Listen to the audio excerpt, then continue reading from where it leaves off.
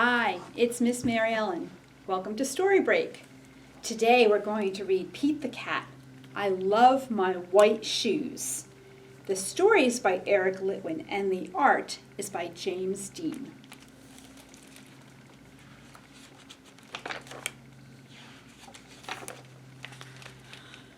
Pete the cat was walking down the street in his brand new white shoes. Pete loved his white shoes so much, he sang this song. I love my white shoes, I love my white shoes, I love my white shoes. Oh no! Pete stepped into a large pile of strawberries. What color did it turn his shoes? Red. Did Pete cry?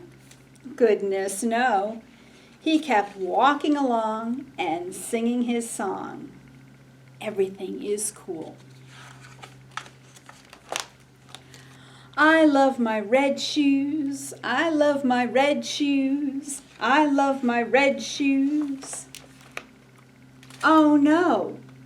Pete stepped in a large pile of blueberries. What color did it turn his shoes? Blue. Did Pete cry? Goodness, no. He kept walking along and singing his song. I love my blue shoes. I love my blue shoes. I love my blue shoes. Oh no! Pete stepped into a large puddle of mud. What color did it turn his shoes? Brown. Did Pete cry? Goodness, no. He kept walking along and singing his song.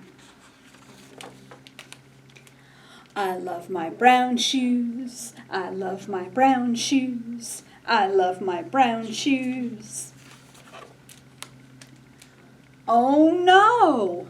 Pete stepped in a bucket of water, and all the brown, and all the blue, and all the red were washed away. What color were his shoes again? White. But now they were wet. Did Pete cry? Goodness, no. He kept walking along and singing his song.